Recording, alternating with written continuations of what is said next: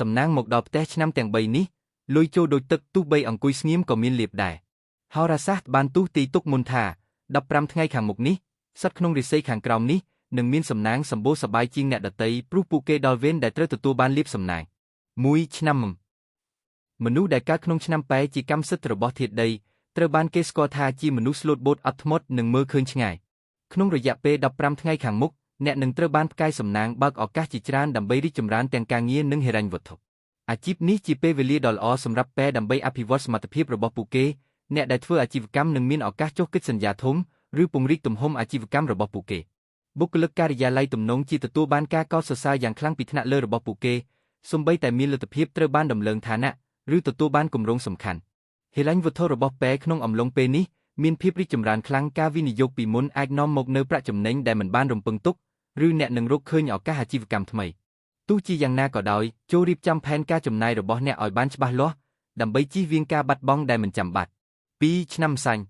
អ្នកដែលកើតក្នុងឆ្នាំសាញ់គឺមានភាពវៃឆ្លាតស្ងប់ស្ងាត់និងសម្របខ្លួនបានល្អឈានចូលដល់15ថ្ងៃនេះគឺជារយៈពេលសម្រាប់អ្នកដើម្បីភ្លឺស្វាងនៅកន្លែងធ្វើការនិងស្វាគមន៍ឱកាសហិរញ្ញវត្ថុដែលមិននឹកស្មានដល់មនុស្សឆ្នាំពូនឹងមានលក្ខខណ្ឌអំណោយផលជាច្រើននៅកន្លែងធ្វើការជាពិសេសសម្រាប់អ្នកធ្វើការក្នុងវិស័យច្នៃប្រឌិតបច្ចេកវិទ្យាឬអាជីវកម្មជំនាញចរចានិងការបញ្ចុះបញ្ចូលរបស់អ្នកនឹងជួយចុះហត្ថលេខាលើកិច្ចសន្យាសំខាន់ឬទាក់ទាញអតិថិជនថ្មីចូលអនុវត្តផែនការដែលអ្នកស្រឡាញ់ដោយក្លាហានព្រោះសំណាងគឺនៅខាងអ្នករាសីរបស់ពូនឹងឡើងខ្ពស់សម្បើមដោយអាចរកប្រាក់ចំណេញពីគម្រោងវិនិយោគឬការងារខាងក្រៅមនុស្សមួយចំនួនអាចទទួលបានប្រាក់ដែលមិនរំពឹងទុកពីទំនាក់ទំនងសង្គមទោះយ៉ាងណាក៏ដោយសូមប្រយ័ត្នជាមួយនឹងការអញ្ជើញមិនច្បាស់លាស់ដើម្បីសហការព្រោះវាអាចជាការបោកប្រាស់ស្នេហាសំណាងឡើងខ្ពស់ជាពិសេសគូស្នេហ៍ដែលមានទំនាក់ទំនងស្នេហាជាមួយគ្នាយូរមកហើយអាចឈានទៅរកជំហានសំខាន់ដូចជាការភ្ជាប់ពាក្យឬអាពាហ៍ពិពាហ៍ជាដើមអ្នកនៅលីវគួរយកចិត្តទុកដាក់ចំពោះទំនាក់ទំនងថ្មីប៉ុន្តែត្រូវប្រុងប្រយ័ត្នដើម្បីកុំឲ្យរងឥទ្ធិពលពីអារម្មណ៍3ឆ្នាំកុក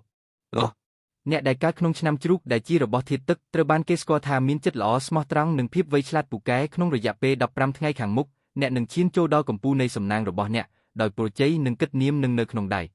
មនុស្សឆ្នាំជ្រូកនឹងសម្រេចបាននូវរបបគំហើញសំខាន់នៅក្នុងការងាររបស់ពួកគេអ្នកដែលធ្វើការដោយខ្លួនឯងឬនៅក្នុងអាជីវកម្មនឹងស្វែងរកប្រភពអតិថិជនថ្មីឬឱកាសដើម្បីពង្រីកទីផ្សាររបស់ពួកគេបុគ្គលិកការិយាល័យអាចត្រូវបានជួយដោយមនុស្សថ្លៃថ្នូរដែលនាំទៅដល់សមិទ្ធផលដែលមិននឹកស្មានដល់ចូលបន្តលើកកម្ពស់ស្មារតីច្នៃប្រឌិតរបស់អ្នកទ្រព្យសម្បត្តិសម្រាប់មនុស្សឆ្នាំជ្រូកគឺសម្បូរណាស់ជាពិសេសពីចំណូលពីខាងក្រៅឬការវិនិយោគ